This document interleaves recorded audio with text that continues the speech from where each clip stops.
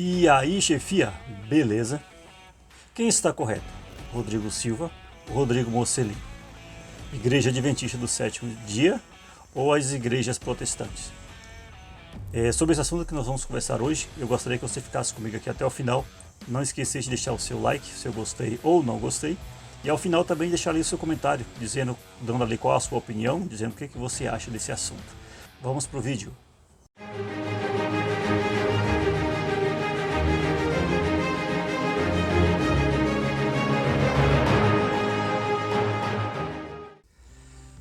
A internet nesses últimos dias tem vivido aí momentos de grande alvoroço, essa confusão aí entre Rodrigo Silva, entre o pastor André Valadão, entre o Rodrigo Mocelin, e tá essa discussão aí, né? Uns falando que a igreja Adventista do Sétimo Dia é uma seita, o Rodrigo Silva já questiona que a igreja dele, que a igreja na qual ele pertence também não é seita.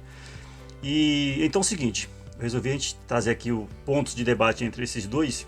Quer dizer, cada um no seu vídeo dando a sua resposta, né, sobre o assunto.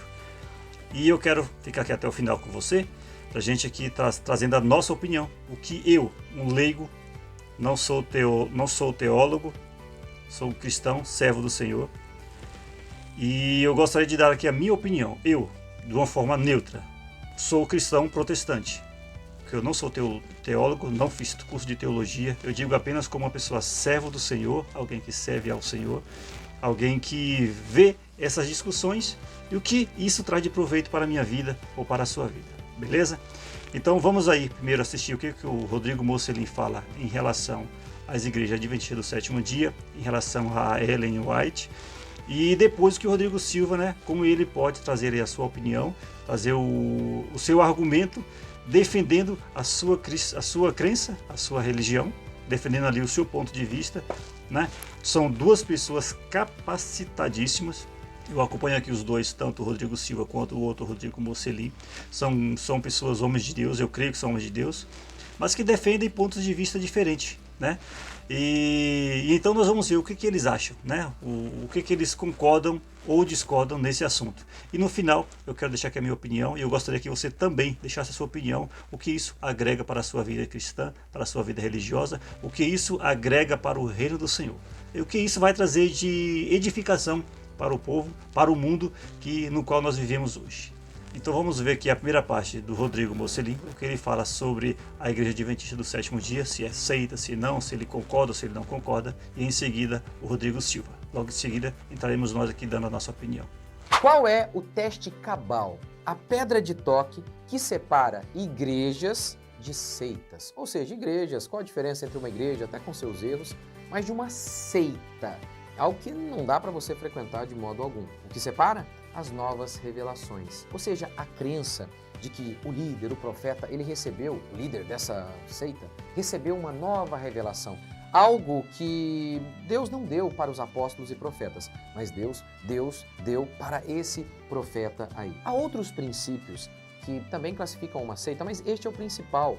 E na realidade é justamente a partir deste princípio que outros princípios que classificam uma seita surgem. É justamente deste aqui, as novas revelações. A seita sempre tem um profeta que diz ter recebido uma nova revelação. Uma revelação que Deus não deu aos apóstolos e profetas, mas deu para eles. E é por isso, inclusive, que eles são exclusivistas, porque nós não cremos nesse profeta deles. E essa revelação sempre entra em contradição com as Escrituras. Apesar de as seitas falarem que a Bíblia é infalível. Sim, algumas falam, a Bíblia é infalível, a nossa única regra de fé. Que o seu profeta, eles dizem assim, o seu profeta, o nosso profeta não está em pé de igualdade com a Escritura. Quer dizer, no começo eles falam isso explicitamente, mas aí falam que a Bíblia e o profeta deles está em pé de igualdade. Mas depois acaba muita pressão, eles acabam mudando oficialmente. Oficialmente dizem que não está em pé de igualdade, o seu profeta com a Bíblia. Mas na prática é isso sim. Então, apesar de falarem que o seu profeta não está em pé de igualdade com a Escritura, o profeta é sim colocado na prática em pé de igualdade e esse profeta é a base do ensino de toda a igreja. Portanto, como que a gente pode saber que Deus falou com Ellen White? Ellen White também, Joseph Smith, fundador dos Mormons, também. Mas como saber que Deus falou com eles? Por exemplo, com Ellen White. Como que os adventistas, podem provar que Jesus veio mesmo em 1844 para fazer juízo investigativo Ninguém viu isso. Então, eles têm como provar? De forma alguma.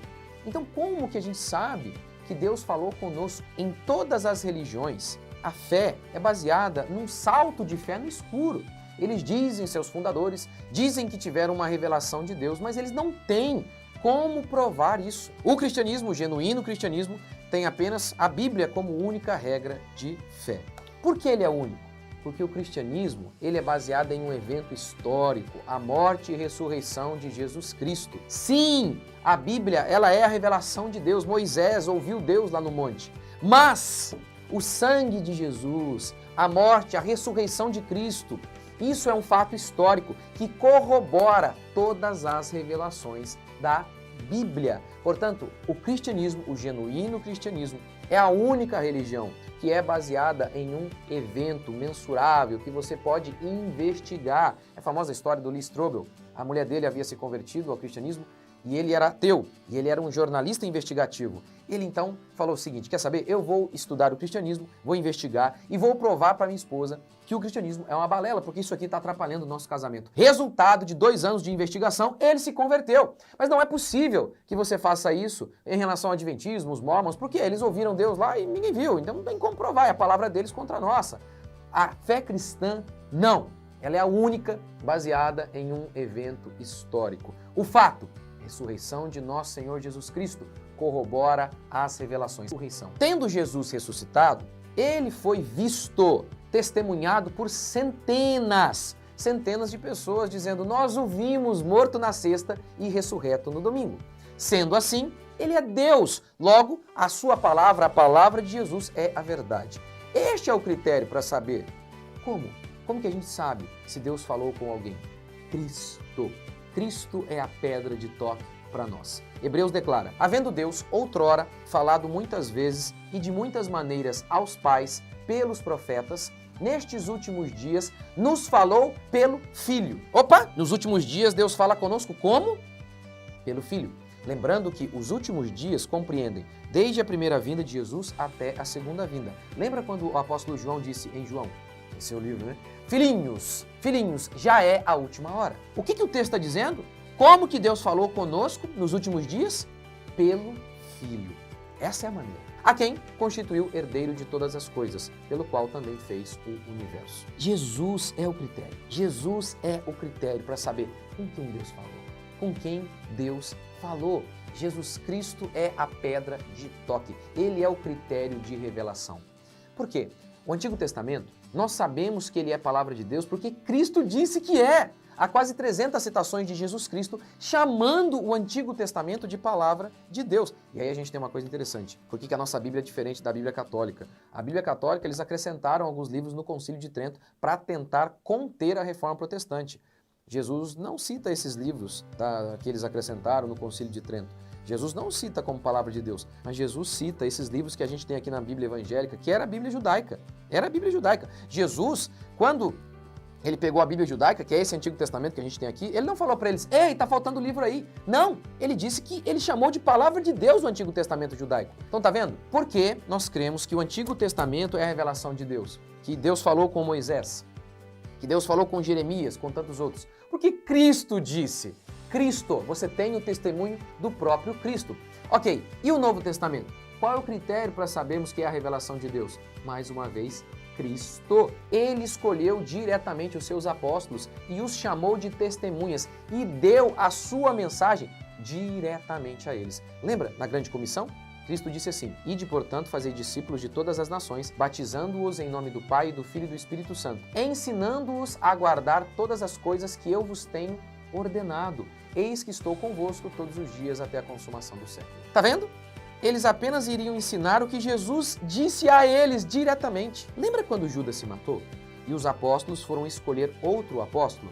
Qual o critério que foi utilizado para escolher outro apóstolo? Ter andado com Jesus desde o início do ministério dele. É necessário, pois, que dos homens que nos acompanharam todo o tempo que o Senhor Jesus andou entre nós, começando no batismo de João, até ao dia em que dentre nós foi levado às alturas, um destes se torne testemunha conosco da sua ressurreição. Tá vendo? Qual era o critério para ser apóstolo? Ter andado com Jesus. foi por isso que Paulo declarou ser um nascido fora de tempo. Lembra que ele falou isso? Eu sou um nascido fora de tempo. Porque ele não andou com Jesus em seu período, em período em que Cristo esteve na terra. Mas olha que coisa interessante. Paulo disse assim, não sou porventura livre, não sou apóstolo, não vi Jesus nosso Senhor. Como é que é? Não vi Jesus nosso Senhor, não sou apóstolo. Olha que coisa. Ele está dizendo, olha, eu sou apóstolo, eu vi Jesus. Ora, o apóstolo não era uma testemunha? Testemunha é aquele que viu alguma coisa. Por isso Paulo está dizendo, olha, eu vi. Eu vi fora de tempo. O normal era lá, como os apóstolos que andaram com Jesus. Mas eu vi. Em Gálatas 1,12, Paulo disse assim, porque eu não recebi, nem aprendi de homem algum, mas mediante revelação de Jesus Cristo. E temos a confirmação de Pedro sobre o apostolado de Paulo, sobre os ensinamentos de Paulo. E tende por salvação a longanimidade de nosso Senhor, como igualmente o nosso amado irmão Paulo vos escreveu, segundo a sabedoria que lhe foi dada, ao falar acerca destes assuntos como de fato costuma fazer em todas as suas epístolas, nas quais há coisas difíceis de entender que os ignorantes e instáveis deturpam, como também deturpam as demais escrituras. Pedro está dizendo que eles deturpam as demais escrituras. Ele não disse, eles deturpam as escrituras, mas as demais, falando assim então que aquilo que Paulo estava falando, ele considerava que era divina revelação de Deus. Portanto, cremos que toda a revelação de Deus para nós já nos foi dada. Maldito aquele que acrescentar alguma coisa ao livro desta lei, disse João. Então, não existem novas revelações, porque nos últimos dias, Deus falou conosco por meio de Cristo. E está aqui Cristo, ó, a palavra de Deus, diretamente dada aos seus apóstolos, diretamente dada a nós, por meio de seus apóstolos. Portanto, isto define uma seita, crer em novas revelações. Nós cremos que Deus fala conosco hoje por meio de Cristo. Eles por meio de Ellen White, Joseph Smith e por aí vai. Mesmo entre quem crê na continuidade dos dons, há que se diferenciar o dom de profecia do ofício de profeta. Paulo fala aos coríntios que todos deviam profetizar, inclusive mulheres. Mas o ofício de profeta, daqueles homens do Antigo Testamento e os profetas do Novo Testamento, que eram os apóstolos, nesse sentido, a profecia que dava ensino normativo para a igreja não existe mais, porque já está completa. Efésios 2:20. Edificados sobre o fundamento dos apóstolos e profetas, sendo ele mesmo, o Cristo Jesus, a pedra angular. Os apóstolos e profetas deram um ensino sobre o qual a igreja é edificada. Mas toda seita tem o seu profeta, sobre o qual o ensino da igreja é edificado. Quem crê que o seu líder pode trazer uma nova revelação, além daquelas que Deus deu aos apóstolos, se você crê nisso, se você crê que o seu líder faz isso, sinto lhe informar, você faz parte de uma seita. Mas, vamos lá, como que você sabe que Deus falou com Ellen White, com Joseph Smith? Você não estava lá no dia, como que você pode provar? Não tem como, você tem que crer cegamente. Agora, por que eu creio na revelação de Deus aos profetas e apóstolos? Porque tem a chancela de Cristo. Cristo disse que o Antigo Testamento é a palavra de Deus e ele escolheu diretamente os seus apóstolos. Quem escolheu Ellen White? Ela mesma. Na introdução de seu livro O Grande Conflito, ela começa citando 2 Pedro 1:21. Homens santos falaram inspirados pelo Espírito Santo. Ela argumenta que Deus se comunicou aos homens por meio de agentes humanos. Diz que a Escritura é infalível, é a revelação da vontade de Deus, que o Espírito Santo não se sobrepõe à Escritura, e disse que apesar de o cânon estar fechado, Deus continua a falar. E aí ela cita João 14:26, o Consolador vos ensinará todas as coisas. Sim, não negamos isso, é isso. Deus continua a falar conosco aqui, ó, por meio do seu Filho, por meio da palavra de Deus. Mas Ellen White conclui, mediante a iluminação do Espírito Santo, as cenas do prolongado conflito entre o bem e o mal foram patenteadas à autora destas páginas. Ou seja, a revelação de Deus ao apóstolo João em Apocalipse não foi a última revelação. A revelação de Ellen White é a última. E por mais que eles digam que não, na prática, eles colocam Ellen White ao lado da Escritura. Tanto é que até quando você vai se batizar, tem lá, na confissão de fé, eles perguntam, você crê na Ellen White? Vê se pode, ou seja, para batizar tem que perguntar se crê na Ellen White. Mas eles dizem que não, ela não é a base da nossa fé, não, imagina. Mais uma vez, a questão em relação à Bíblia e ao critério do como que a gente sabe com quem Deus falou? Aqui em relação a este livro, Deus, Cristo deu a chancela. Quem confirma o ensino de Ellen White, de Maomé, de Joseph Smith? Ninguém. Você tem que crer no escuro. Entristece sim, entristece o fato de Eles respeitam você mais do que os seus pares. Então foi triste ouvir isso de duas pessoas de fora desse círculo, me agradecendo porque, graças a um sermão que eu fiz na igreja deles ou na internet, uma pessoa decidiu voltar para Cristo que estava afastada, ou alguém que se converteu. Primeiro, é fonte de doutrina para a igreja? Então vamos lá. Olha o que Ellen White falou sobre a Bíblia. Eu vou ler aqui primeiro. De acordo com Ellen White, ela diz assim, abro aspas, em sua palavra, Deus conferiu aos homens o conhecimento necessário à salvação.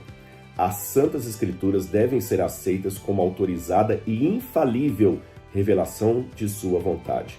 Elas, as Escrituras, são a norma do caráter, o revelador das doutrinas, a pedra de toque da experiência religiosa.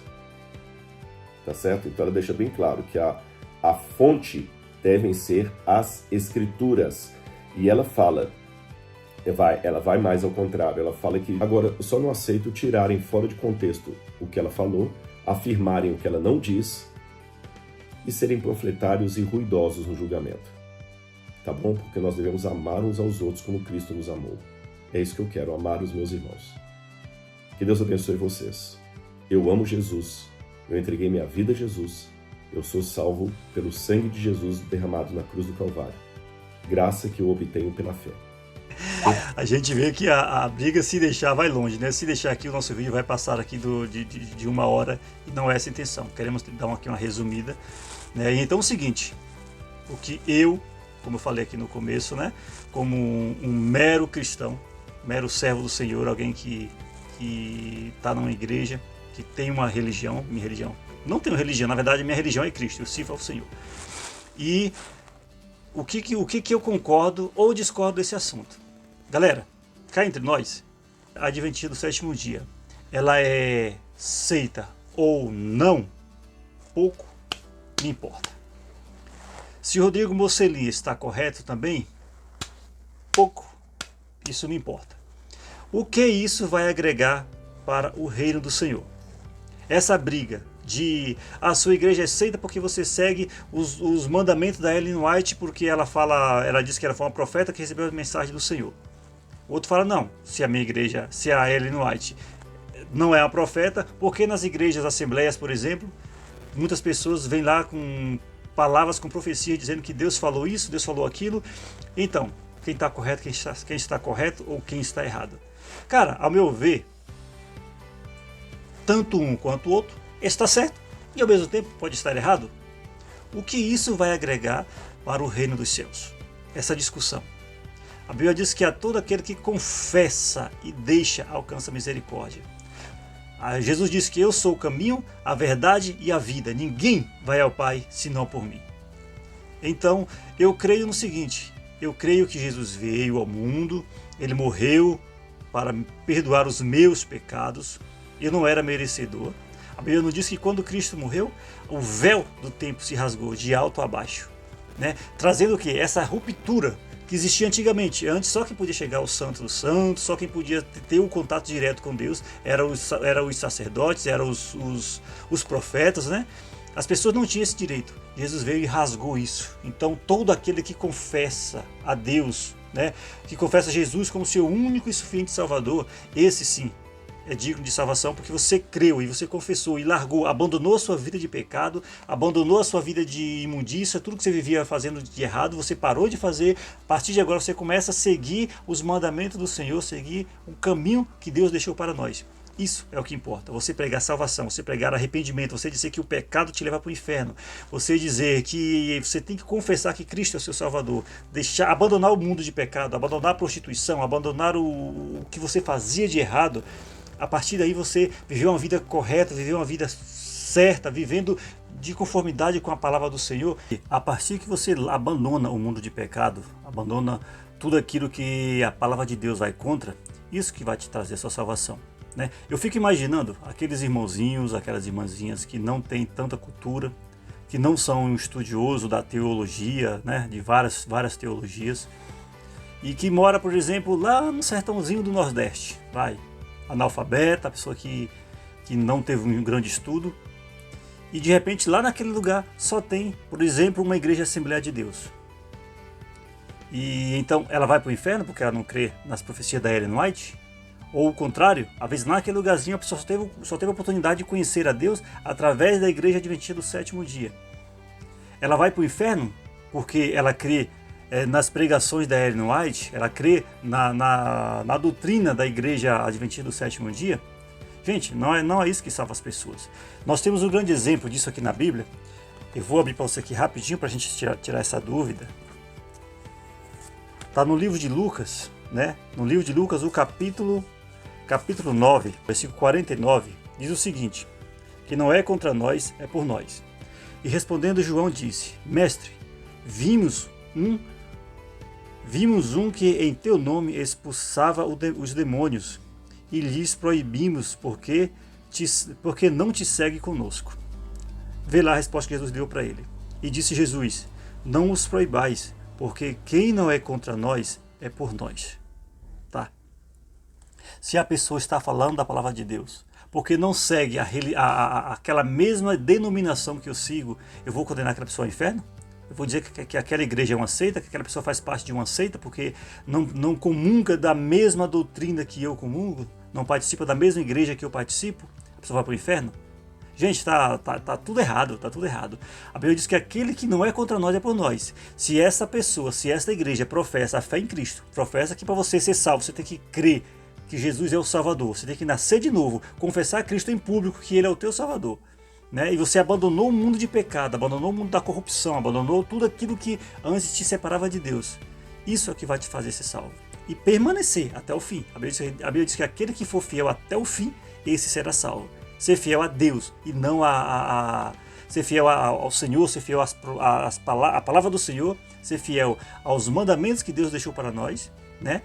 E não ser fiel a uma doutrina, apenas a uma doutrina. Se você está numa igreja e você não obedece à doutrina daquela igreja que você segue, você está pecando. Porque você está desobedecendo uma autoridade sobre você, que é aquele seu pastor, que é aquele seu líder. Isso é pecado, né? Isso pode te tirar você do foco. Porque o nosso foco tem que ser sempre Cristo. Pouco me importa se a pessoa guarda o sábado ou não. Pouco me importa se você come, por exemplo, carne de porco ou não. Eu como. Se eu achar que é errado e eu faço isso, eu estou pecando, porque eu estou com consciência daquilo. Na minha consciência, eu não posso, está errado eu fazer aquilo. Aí se eu fizer, eu estou errado, porque eu estou pecando sobre isso. E a Bíblia fala sobre isso, né? Se a tua consciência não te acusa, tenha paz com Deus. Sabe? Então, assim, se é pecado guardar o sábado ou não, isso pouco me importa. O importante é o servir ao Senhor. Tanto faz no sábado, no domingo, na segunda, na terça, na quarta, na quinta e no sexta no sábado. Não me importa qual horário, qual o momento. O importante é eu servir a Deus, eu servir ao próximo, eu fazer aquilo que a Bíblia nos manda fazer. Tá bom? Essa aqui é a minha opinião e eu gostaria que você deixasse aqui nos comentários a sua opinião, o que você acha de tudo isso. E não esqueça de deixar o seu like, né, para fortalecer o nosso canal, indicar esse vídeo para mais pessoas. Se você ainda não for inscrito, se inscreve no nosso canal, nos dá essa força aí, para que mais pessoas possam ser alcançadas e nós possamos crescer junto. E logo, logo estaremos aqui contando a vitória, porque a vitória é nossa, em nome de Jesus. Deus abençoe e até o próximo vídeo.